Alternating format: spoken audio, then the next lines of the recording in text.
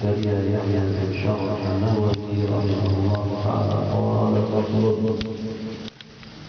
اتفق العلماء على أنه يستحق للحافظ أن يقول عقب راسه الحمد لله.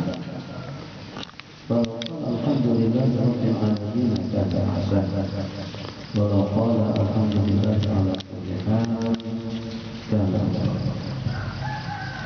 روينا في سنن أبي داود وغيره بإسناد صحيح عن أبي هريرة رضي الله عنه عن النبي صلى الله عليه وسلم قال إذا عطس أحدكم فليقل الحمد لله على كل حال، وليقل أخوه وصاحبه مشمتا له يرحمك الله، ويقول مجيبا للمشمت يهديكم الله ويصلح بالكم.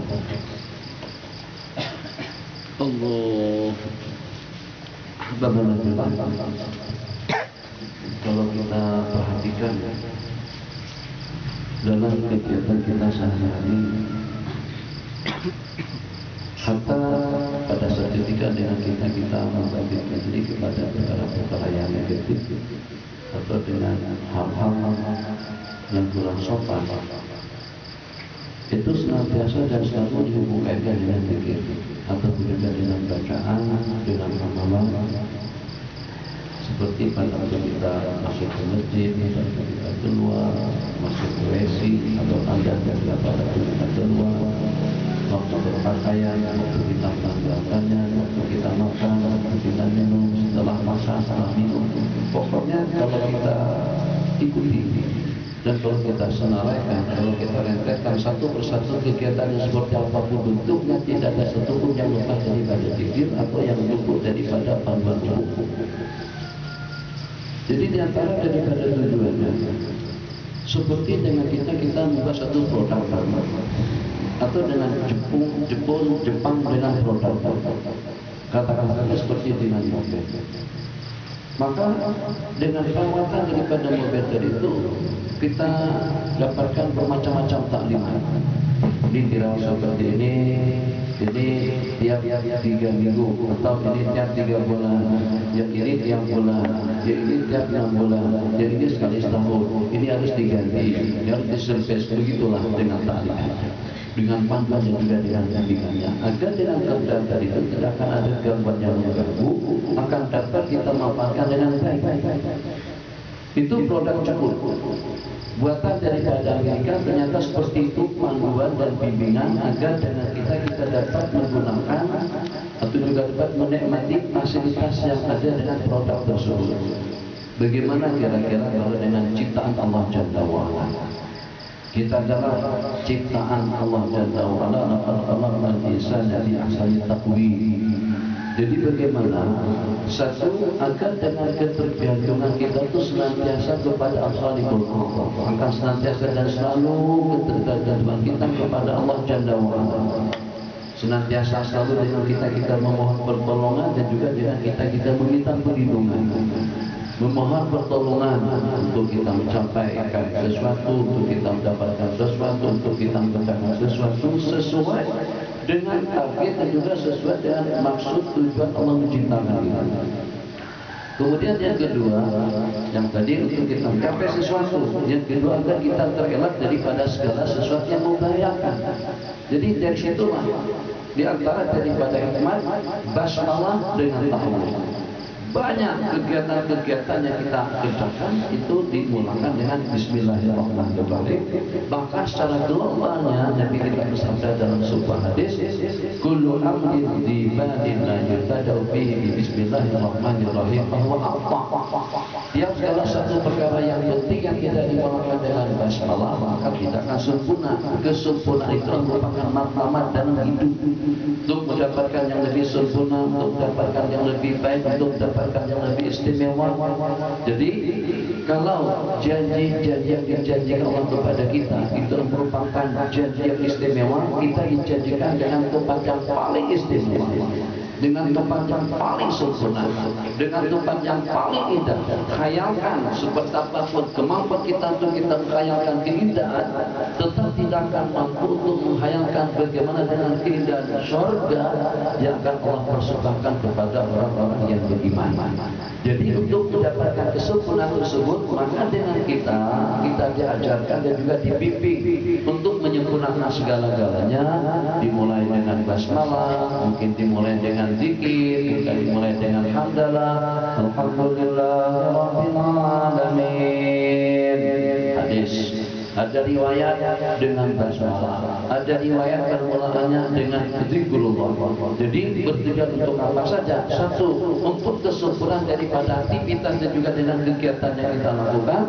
Kemudian yang kedua, ta'awudzan, minta perlindungan agar dengan gangguan-gangguan yang mengganggu problem yang kita hadapi, tantangan hidup, cabaran hidup, itu tidak akan mengurangkan nilai amal ibadah yang kita laksanakan. Kenapa? Sebab karena dengan kita sudah bergantung dan memohon kepada yang satu agar memberikan perlindungan kepada kita dari syaitan, daripada godaan syaitan, daripada nafsu, daripada hawa nafsu dan juga daripada siapa saja. Maka dengan dua yang membackup amal ubudiyah dan pengabdian kita kepada Allah Jalla wa Ala, satu, kita memohon perlindungan daripada segala-galanya. Yang kedua, dengan kita meminta aun dengan bismillah, dengan nama Allah aku makan, dengan nama Allah aku minum. Kalau pada saat kegiatan kita tadi itu kita sendarkan dengan nama Allah, mungkin secara tidak langsungnya atau secara mafhumnya, Allah lah yang akan menyempurnakan kekurangan-kekurangan yang berlaku. Limada? Li'annaka sta'anta bi. Sebab karena kamu memohon pertolongan dengan aku. Kekurangan-kekurangan daripada muridnya Taufik, ya Hanana, ya Hanana, ya Hanana, ya Hanana,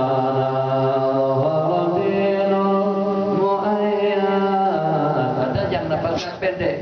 Maka si pembawa lagu dan yang mengajarkan lagu tadi itu akan membackup suaranya supaya tidak kelihatan sumbang pada saat dia melantunkan kasidah. Begitu juga kadang-kadang dengan cikgu, begitu juga dengan seorang ustaz. Kita di tasbih taman kanak-kanak, pada saat anak disuruh baca qul baca Quran, a'udzubillahi minasyaitonir rajim, bismillahirrahmanirrahim, jadi kita betulkan. Nah, ini dengan kita saja berupaya atau berusaha untuk membackup, untuk menyampaikan, untuk menghilangkan kejanggalan dan kekurangan yang berlaku dalam ubudiyah seseorang, dalam penampilan bersumpah seseorang, bagaimana kira-kira dengan Allah. Yang pada saat dengan kita memang betul-betul memohon perlindungan yang pertama dan juga meminta pertolongan yang kedua. Babana billah itu juga bertujuan bagaimana agar dengan segala aktivitas yang kita laksanakan dan kita akan menjadi indah dan bagus. Sebab karena kita akan mendapatkan yang terbagus, bahkan yang terindah, itulah dengan janji surga yang telah Allah janjikan kepada orang-orang yang percaya dan juga kepada orang-orang yang beriman. Sebagaimana kita sebutkan dapat temuan kita yang telah lalu, dikenakan kena dengan surga itu adalah merupakan tawaran yang istimewa. Maka untuk kita mendapatkan tawaran istimewa tersebut, Allah bedakan dengan kita untuk kita mendapatkan keperluan hidup. Kalau dalam rangka untuk kita mendapatkan keperluan hidup itu pada umumnya akan kita dapatkan dengan uang saja. Mobil dengan duit, rumah dengan duit, kawin dengan duit, bangunan dengan duit, bahan bakar dengan duit, taman dengan duit, pohon dengan duit, bunga dengan duit, air dengan duit, api dengan duit, kipas semuanya dengan duit. Itu saja. Susah untuk kita membeli kipas dengan baju, susah untuk kita membangun rumah dengan batu ataupun juga dengan mobil. Tukaran boleh, tapi tidak semuanya mau. Sementara kalau kita bawa duit, kemana saja duit kita bawa, insya Allah keinginan yang kita inginkan akan tercapai. Allah tidak demikian. Allah Maha Pemberi dan juga Maha Pengasih dan juga Maha Kuasa, Maha Hebat, memberikan segala-galanya kepada kita dengan apa saja yang munculnya daripada kita.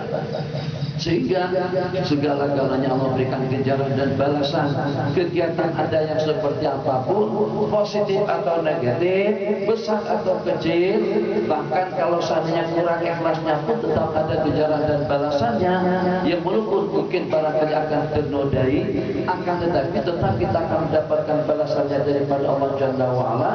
Maka misalnya seperti hari ini atau pada esok hari ini diantara daripada pedoman hukum, disunatkan dengan kita memotong kuku, disunatkan dengan kita mandi, dan juga disunatkan dengan kita membuat persiapan baju pakaian yang serba putih yang akan kita pakai esok hari.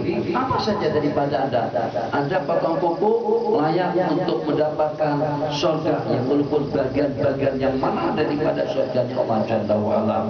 Untuk mendapatkan surganya Allah bisa kita beli dengan apa saja, tapi dalam kehidupan duniawi tidak seperti itu, yang sehingga bukan cuma hanya diberikan ganjaran dan balasan, tapi dengan balasan yang berlipat ganda, bukan hanya dengan tasbihnya, bukan hanya dengan takbirnya, bukan hanya dengan tahmidnya, kegiatan yang seperti apapun bentuknya yang walaupun kecil, sehingga sampai kepada tahap kalau sekecil atom pun kebaikan yang Anda laksanakan, Anda akan mendapatkan balasannya daripada Allah Jalla wa'ala. Agar satu persatu daripada bagian-bagian yang bergerak daripada anggota seseorang, dengan anggotanya, dengan pakaiannya, dengan aktivitasnya, tidak ada satu yang luput daripada balasan Allah. Dan juga agar pada saat kita nanti kembali kepada Allah Jalla wa'ala, Masya Allah tabarakallah, karena surga itu akan dinikmati oleh seluruh bagian anggota tubuh, daripada ujung rambut sampai ke ujung kuku, maka masing-masing pun juga harus membabitkan dirinya kepada perkara-perkara yang diperintahkan oleh Allah. Allah aturkan amal ubudiyah tangan, Allah aturkan amal ubudiyahnya dengan kaki, Allah aturkan amal ubudiyahnya dengan rambut, Allah aturkan amal ubudiyahnya dengan mata, Allah aturkan amal ubudiyahnya dengan mulut. Itu bisa kita hitung satu persatu. Ubudiyah daripada mulut, ibadah daripada telinga, ibadah daripada tangan, daripada kaki, daripada rambut, daripada kuku, daripada senyuman, semuanya, agar tidak ada satu bagian pun, ini satu kesatuan yang tidak bisa dipecah-pecahkan. Sebab apalah artinya satu kenikmatan kalau yang menikmati itu cuma hanya salah satu daripada bagian. Bahkan untuk mendapatkan surganya Allah Jalla wa'ala, pada saat nanti dengan jasa seseorang itu di-scan, pada saat amal ubudiyahnya dihisab dan dihitung, kalau seandainya ada satu saja bermasalah, sanggup dan mampu untuk menjerumuskan seseorang kepada lembah murka atau neraka Allah Jalla wa'ala. Terus matanya bersih, kepalanya bersih, anggotnya bersih. Yang pertama tahliyah, yang kedua baru tahliyah. Yang pertama kita bersihkan dulu daripada atas sampai ke bawah. Kemudian yang kedua tahliyah, kita hias anggota tubuh kita dengan kebajikan. Jadi daripada sejumlah sekian kegiatan-kegiatan yang kita laksanakan, kadang-kadang bukan hanya melibatkan mulut, bukan hanya melibatkan mata. Kalau pada waktu kita membaca, mata yang kita libatkan dengan mulut dan juga dengan telinga. Pada waktu kita menulis, tangan yang kita libatkan. Pada waktu kita melangkah, kaki yang kita libatkan. Bahkan ada di antara daripada amal ubudiyah yang melibatkan anggota tubuh kita semuanya daripada atas sampai ke bawah. Seperti kegiatan sembahyang yang kita laksanakan, ada dalam beberapa anggota yang kita basuh, yang kita cuci, kemudian ada daripada beberapa macam bacaan yang kita baca, kemudian sekaligus pergerakan kita dalam sembahyang, ternyata yang terlibat bukan hanya mulut dengan bacaannya, bukan hanya mata dengan pandangannya, bukan cuma hanya kaki pada waktu melangkahnya, atau qa'iman musallian raki'an sajidan amamal maula jalla wa'ala, Justru pada saat kita rukuk, semua anggota tubuh kita daripada tulang belakang, bagian atas, bawah, punggung, samping, menyamping pun juga ikut terlibat. Kenapa? Agar keterbitan daripada semua bagian organ dan semua bagian anggota yang ada pada tubuh manusia itu akan menjadi asbab kebaikan kepada insan yang berkenaan. Jadi kalau seperti itu, kita punya jaringan bisnis cuma hanya daripada perdagangan saja. Kalau pada saat orang tidak ada duit, perdagangan kita tutup. Kalau jaringan bisnis kita daripada pertanian, begitu dilanda kemarau panjang, akhirnya perdagangan kita akan kenclok. Tapi pada saat bisnis kita daripada segala-galanya, tangan ada bisnisnya, kaki ada bisnisnya, kepala ada bisnisnya, pikiran ada bisnisnya, hati ada bisnisnya. Oh, Masya Allah, tabarakallah. Kalau sampai menjadi bangkrut juga manusia yang berkenan nanti pada hari kiamat, itu memang sudah ditakdirkan Allah celaka sejak daripada ibunya. Kenapa? Sebab peluang untuk melaksanakan kebaikan tadi itu diberikan kepada sesiapa saja tanpa ada batasan waktu dan juga dengan sukatan tempat. Sebebas kita bernapas, sebebas itu juga untuk kita beribadah, mengubudiahkan diri dan mengingat Allah Jalla wa Ala. Hadza wa billahi taufik. Hadis yang kita riwayatkan di sini, ulama sepakat mengatakan disunatkan bagi orang yang bersih mengucapkan alhamdulillah seketika itu juga, seketika dia bersih. Sebagaimana saya katakan tadi, supaya jangan sampai nisbatu alhamdulillah atau zikir kepada aktivitas yang kita laksanakan itu sampai terputus, supaya nisbahnya kepada kegiatan. Jadi masuk sebelumnya, makan sebelumnya, minum sebelumnya, jima sebelumnya. Kalau seandainya kita baca daripada sekarang Allahumma jannibna syaitan, itu tidak jadi, itu tidak bisa. Baca doa masuk WC daripada sekarang, nah ada waktunya, tepat waktunya supaya lebih berbesar. Allah ya pun, kalau seandainya dia ucapkan dengan ucapan alhamdulillahirabbil alamin dengan tambah rabbil alamin, maka itu lebih baik, atau juga ala kulli hal maka itu lebih afdal. Sebagaimana yang disebutkan di dalam hadis, apabila bersin salah seorang daripada kamu hendaklah mengucapkan alhamdulillahi ala kulli hal. Apakah bersin tadi itu penyakit, apakah bersin tadi itu zukam, apakah bersin tadi itu kesehatan, apakah bersin tadi itu kebugaran, apakah bersin tadi itu rahmah, sebagaimana disebutkan di dalam hadis. Jadi kita tidak tahu. Untuk yang pertama, agak-agak atau kira-kira kenapa bersin? Apakah kena kecuman bau kapet? Tidak pernah dicuci? Tuh sejadah anak yang kuning itu. Makasih banyaklah kepada ikhwah, tafakuh, tahfiz, edat yang senantiasa selalu kalau pada kuliah saya sembahyang diambilkan sejadah yang kuning. Tapi itu sejarah itu rasa-rasanya dalam berapa tahun atau dalam berapa bulan apa tidak. Kemarin saya bawa kecium, ya Allah baunya seperti innalillahi wa inna ilaihi raji'un. Mungkin sebabnya kena sejadah, mungkin sebabnya kena sakit, mungkin itu adalah untuk kebugaran seseorang, mungkin untuk kesehatannya, mungkin untuk kenyamanannya, mungkin juga untuk kecerdasannya, kecerdasannya, yang secara keseluruhannya kita tidak tahu. Maka dengan lantunan alhamdulillah, dengan sanjungan dan pujian ala kulli hal, Allah yang mengatakan untuk kemana sanjungan dan pujian tadi itu. Alhamdulillah, pujian dan pujian kepanjatkan kepada Allah dalam semua keadaan. Keadaannya seperti apapun bentuknya, apapun asbab musababnya kita bersin, tetap kita iringi dengan ucapan alhamdulillah. Jadi kalau kita lihat ya imam itu dengan permulaannya dikaitkan dengan zikir, ya imam itu dengan kesudahannya juga dikaitkan dengan zikir. Jadi sebagaimana tadi kita sebutkan, tujuannya satu untuk membackup, untuk memperisai, yang kedua tujuannya untuk kita mendapatkan kemudahan dan pertolongan daripada Allah.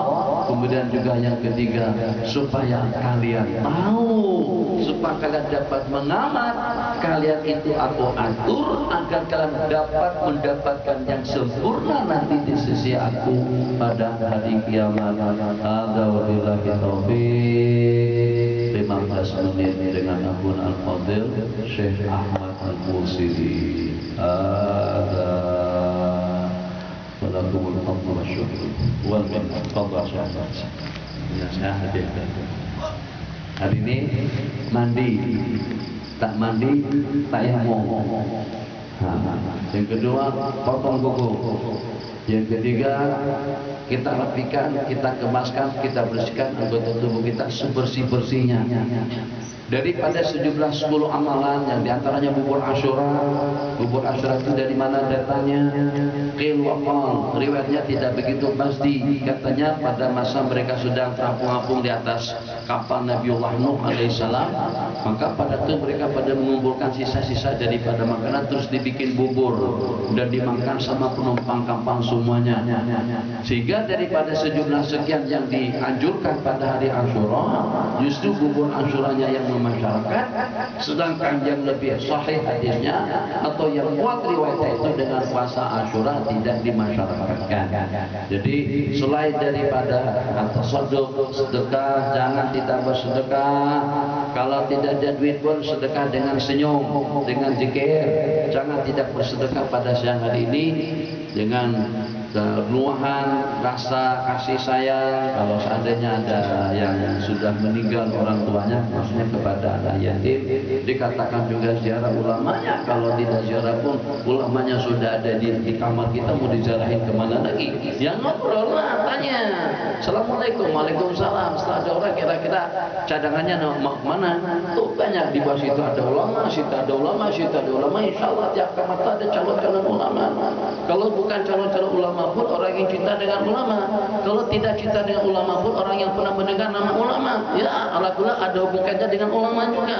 Jadi kita ziarahin. Cuma gimana ziarah? Ziarah dari kamar sini ke kamar situ. Kan ada 3 kamar tuh. Nah, pindah. Tapi jangan ada hidangan yang dihidangkan. Kapan? Dengan hidangannya nanti siang.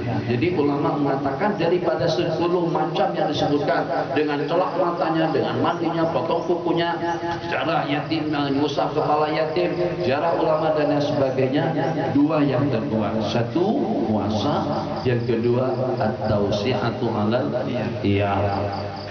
tausi'ah, memberikan kelonggaran, kenikmatan, pemberian yang lebih kepada anak dan keluarga. Dikatakan tausiah sebanyak infak yang kita infakkan, atau dengan niat tausiah untuk memberikan kenyamanan, kenikmatan, kepuasan lebih daripada cukup kepada keluarga dan juga kepada sesiapa saja, itu akan menjadi asbab orang itu akan murah rezeki di sepanjang tahun. Begitu dikatakan oleh ulama. Ada wabillahi taufiq. Saya akan potong. Berdiri duduk terserah.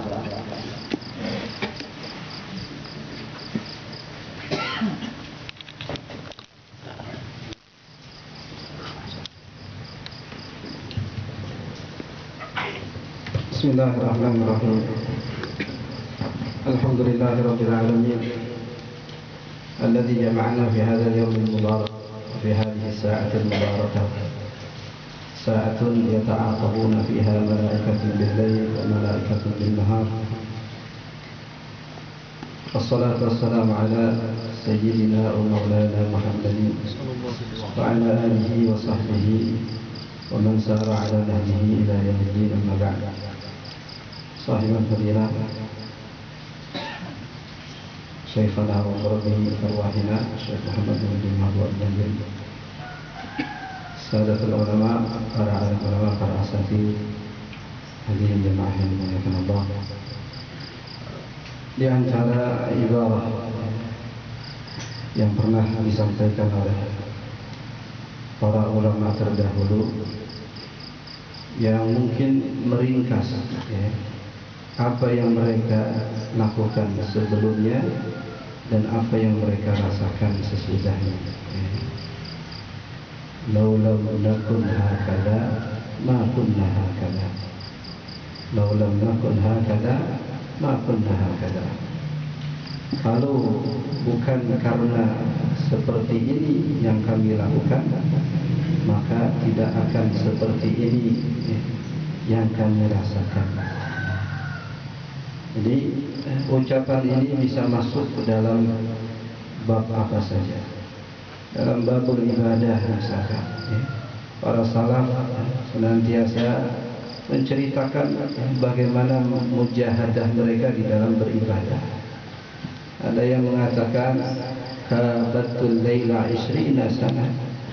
Saya mukabadah untuk bisa melakukan qiyamul lail selama 20 tahun.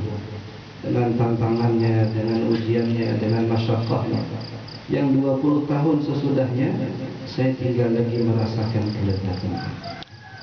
Jadi kalau diceritakan tentang sirah para salaf, yang ini dengan 1000 rakaat, yang ini dengan 300 rakaat, yang ini, itu proses sebelum mereka merasakan kelezatan ibadah itu pun juga bahagian dari yang harus kita rasakan sebelum kita menginginkan apa yang sudah mereka rasakan.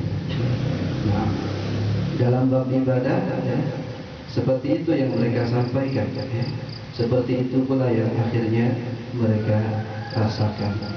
La ta'jaban min halikin kaifa hawa, bal fa'jaban min salimin kaifa najah.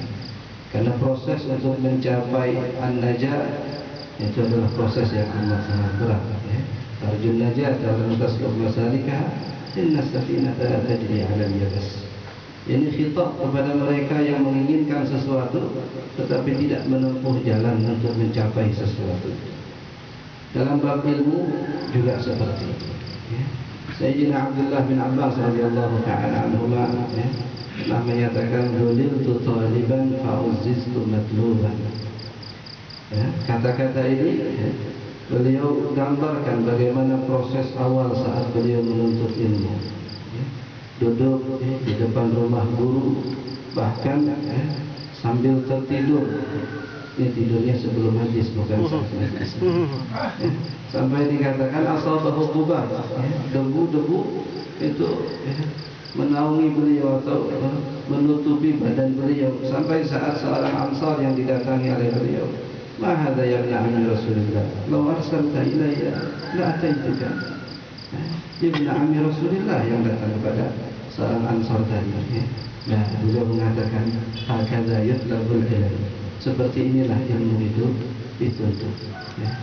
Jadi dalam ungkapan-ungkapan ulama yang kita baca dari sirah-sirah mereka, ternyata juga dihidupkan oleh para masyayikh kita.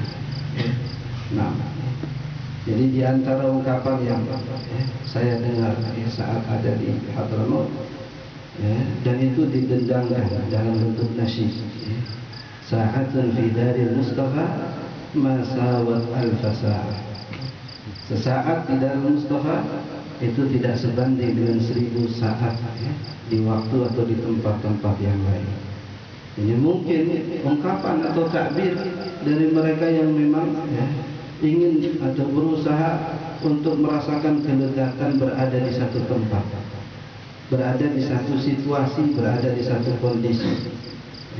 Jadi kalau misalkan di zaman sahabat Nabi sallallahu alaihi wasallam, Sayyidina Abu Sa'id Al-Khudri radhiyallahu ta'ala anhu pernah menyatakan, "La majlisun kuntu ahduruhu 'inda Abdullah bin Mas'ud radhiyallahu ta'ala anhu la awsaqu 'indi min ibadati salat." Itu orang yang berusaha merasakan kelezatan berada di satu tempat. Sampai dia katakan, satu majlis yang saya hadiri dari majlisnya Abdullah bin Mas'ud itu memberi kekuatan ibadah 1 tahun kepada diri. Atau ungkapan waktu Muhammad ibn Munkadir rahimahullah ta'ala, kibar ulama tabi'in, beliau katakan, kalau aku merasakan kelenturan atau kelesuan di dalam beribadah, maka aku datang ke rumah saudaraku, sekedar menatap wajahnya, aku mendapatkan kekuatan ibadah selama 1 minggu. Ini saya sampaikan tahadusan bin nikmah, karena kita mendengar dari sebahagian peserta bahwa di antara tujuan datang ke tempat ini adalah untuk mendapatkan kekuatan beribadah kepada Allah Subhanahu wa taala. Ya. Dan ini yang mengingatkan kita kepada apa yang dahulu disampaikan oleh para salaf, ya, para ulama-ulama terdahulu, ya, bahwa kekuatan yang mereka dapatkan dari ibadah, ya, dari ilmu itu mereka alihkan atau mereka tumpahkan di dalam amal ubudiyah mereka kepada Allah Subhanahu wa taala. Ya. Maka ketika di Hadramaut, ya, ada ungkapan-ungkapan yang sepertinya menggambarkan kalau kita memandang dari sisi yang lain mungkin kita sebut sebagai mubalaghah. Di Darul Mustafa itu dikatakan aib, ya, kalau seseorang berlari berapa kelompok dikatakan ya akhi aina anta fi Darul Mustafa daruhu sallallahu alaihi wasallam. Walaupun intisabnya adalah intisab nama, intisabul isim, tetapi menghadirkan makna itu bahagian dari tadrib atau tamrin, seseorang menghadirkan makna yang seumpama itu dalam ibadah. Dan itu disampaikan oleh baginda Nabi sallallahu alaihi wasallam, anta abudallaha al-ihsan ta'budallaha ka'annaka tarah fa illam takun tarah fa innahu yarah. Menghadirkan makna itu, dan Nabi SAW mungkin memahami, ada yang belum sampai ke tahapan memahami makna itu, berproses, berjenjang, bertahap dari satu keadaan kepada keadaan yang berikutnya. Maka juga menjadi bahagian dari yang kita inginkan, kehadiran kita di majelis-majelis yang seumpama ini, bahagian dari cara kita untuk mendapatkan kekuatan itu. Syekh Abdul Qadir Al-Jilani qaddasallahu sirrahu, diceritakan beliau punya seorang murid yang bernama Umar, hadir ke majelis ingin bertanya tentang hukum belajar ilmu filsafat, ilmu mantik yang mulai muncul di zaman itu. Jadi mungkin bahagian dari karamah, seperti mukjizat yang kita pelajari tentang bertanya sesuatu yang Rasulullah SAW jawab pertanyaan itu sebelum pertanyaan itu disampaikan. Jadi kata murid Syekh Abdul Qadir ini Umar, saat duduk di majelis mendengarkan penyampaian Syekh Abdul Qadir Al-Jilani, tiba-tiba di sela pembicaraan Syekh Abdul Qadir, beliau mengatakan, ya Umar, ma hadza min uddatil khabar. Wahai Umar, yang akan kamu pelajari, yang kau niatkan geluti, pahami, itu bukan bahagian dari ilmu yang akan menjadi bekalmu di dalam kubur. Kalau digaris bawahi, berarti ilmu yang kita pelajari adalah ilmu yang akan menjadi bekal kita di dalam kubur. Dan ini mustauha dari qaul hadis Nabi sallallahu alaihi wasallam, "Law tala'a alayya yawmun lam azdad fihi ilman fima yuqarribuni fihi ila Allah fala burika li fi tulu'i syamsi dzalika al-yawm." Kalau muncul satu matahari di satu hari tapi tidak bertambah ilmuku yang mendekatkan diriku kepada Allah, maka tidak ada nilai keberkahan hari pada hari itu. Ini kita ada pada hari yang mulia, Yaum Ashura, hari yang Nabi sallallahu alaihi wasallam berpuasa di dalamnya. Dan ada ta'kid ucapan baginda Nabi kepada orang Yahudi saat beliau bertanya, "Ma hadzal yaum alladzi tasumuna?" Qala hadza yaumun najjallahu fihi Musa min Fir'aun. Qala sallallahu alaihi wasallam, "Nahnu aula bi Musa minkum." Dan mungkin ucapan baginda Nabi ini lebih harus kita tekankan sekarang. Orang-orang Yahudi di mana mereka saat ini sedang sudah menguasai Al-Masjidil Aqsa. Bahkan hari demi hari mereka senantiasa melakukan i'tidah kepada Al-Masjidil Aqsa. Kita katakan kepada mereka, ya man intasartum ila Musa, ya man intasartum ila kalimillah, ya man nahnu aula bikum min Musa. Sayyidina Musa alaihi salam kalimullah.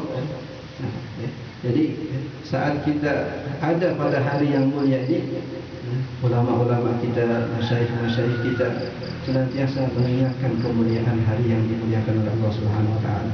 Ala inna fi ayyami dahrikum la nafahat ala fata'arradu. Bahkan di Hadramaut ya, pada hari Badar misalkan. Jadi besok hari Badar itu malamnya hampir tidak ada yang tidur ya. Menghidupkan ya. Beliau Habib Umar bin Hafizahullah Ta'ala mengatakan di malam seperti ini ya, pada sekian puluh atau ratus tahun yang lalu baginda Nabi SAW tidak tidur ya. Keesokan harinya adalah perang Badar ya, dengan munajatnya, dengan ibtihalatnya sampai Sayyidina Abu Bakar sampai Sayyidina Abu Bakar As-Siddiq radhiyallahu ta'ala mengatakan, ya Rasulullah, la yukhzika Allahu abadan. Allah tidak akan menghinakan, Allah tidak akan merendahkan ya. Nah, ini bahagian dari bagaimana para ulama kita, para masyayikh kita mengingatkan tentang kemuliaan di hari karena ini juga bahagian dari min sya'airillah dalam saat-saat yang mulia ini kalau dikatakan sa'atun fi daril Mustafa ma sawat alfa sa'ah, sa'atun fi dawrah, sa'atun fi mahallina atau sa'atun fi nahiyatina mudah-mudahan pun juga sawat alfa sa'ah di kesempatan hari-hari yang lain kita, waktu-waktu yang lain kita.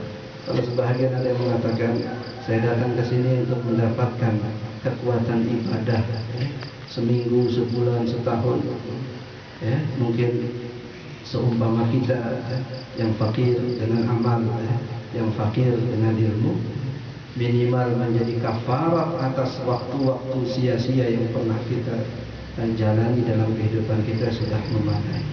Betapa banyak waktu-waktu kita yang kita habiskan dalam kesia-siaan. Ma min syai'in yatahassan minhu ahlul jannah tahassuruhum min majlisin kanu yahdurunahu fid dunya la yadhkuruna Allah ta'ala fi.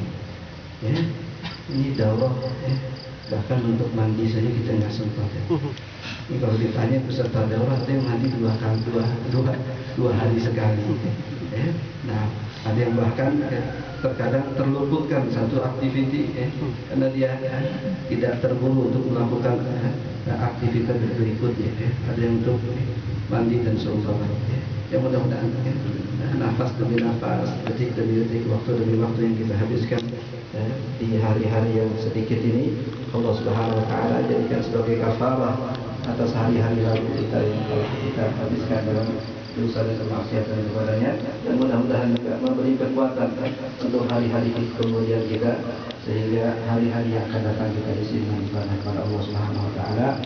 Aku qouli hadza astaghfirullahaladzim wa lakum. Wassalamualaikum warahmatullahi wabarakatuh. Jadi tidak perlu panik, jelas. Cuma saya ingin menambahkan yang terakhir itu saja daripada Syekh Ahmad itu pada malam perang Badar, malam ke-17 daripada bulan Ramadan tahun kedua. Jadi diceritakan di Dar Mustafa mereka tidak tidur. Karena sepanjang pada malam hari itu baik kita dan dengan para sahabat pun juga tidak tidur. Ingin mengenang kembali dengan keadaan mereka pada saat itu. Jadi mungkin suatu hal ingin kita kongsikan bersama lagi. Kalau kita tidak bisa membantu seseorang itu dengan sesiapa saja, gak bisa bantunya dengan duit, gak bisa bantunya dengan tenaga, gak bisa bantunya dengan ilmu, gak bisa bantunya dengan pengalaman, maka paling tidak berikan sikap yang stabil untuk orang yang berkenan. Itu sudah cukup. Berikan suasana yang membuat orang itu bisa stabil saja, itu sudah cukup. Jangan berikan suasana yang membuat orang itu jadi mudah, lemas dan lesu. Siapa yang tidak lesu kalau pada saat melihat seseorang mata dipajangkan seperti itu?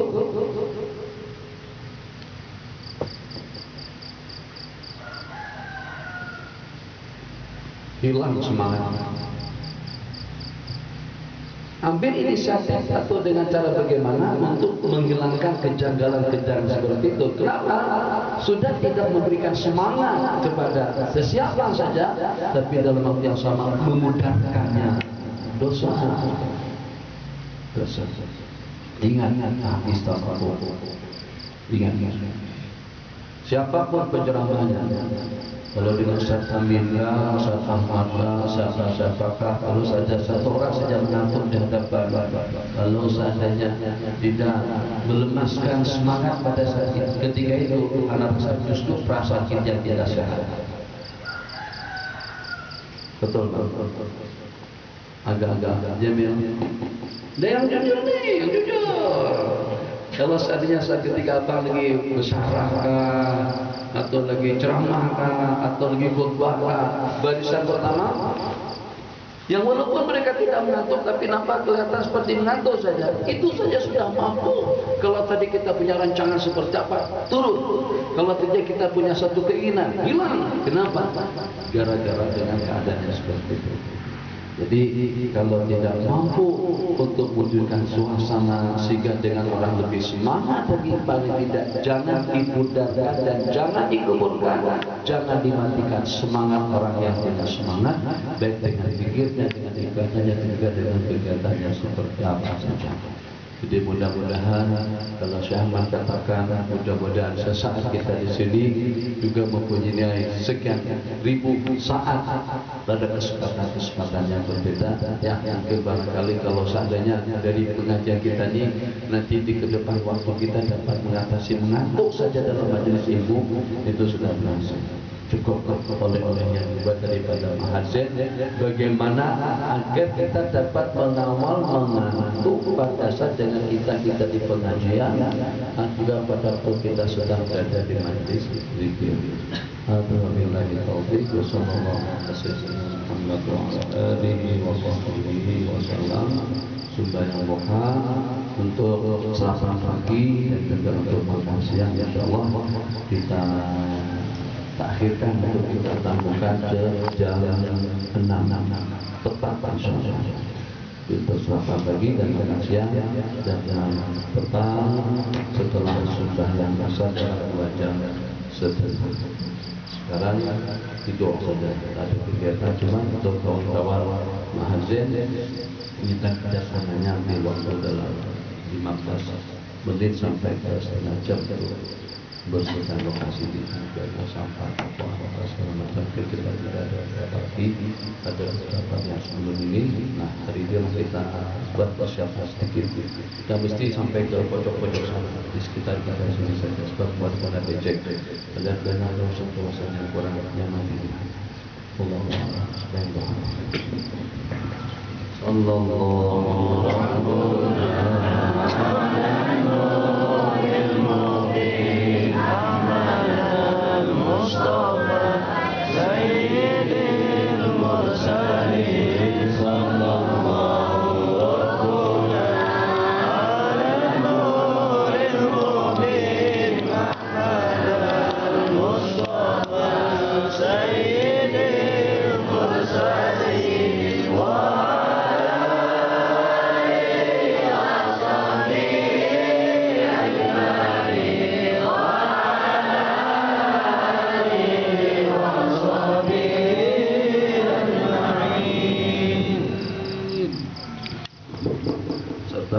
tidur, jangan tidak istirahat. Nanti jam 8 fresh saja.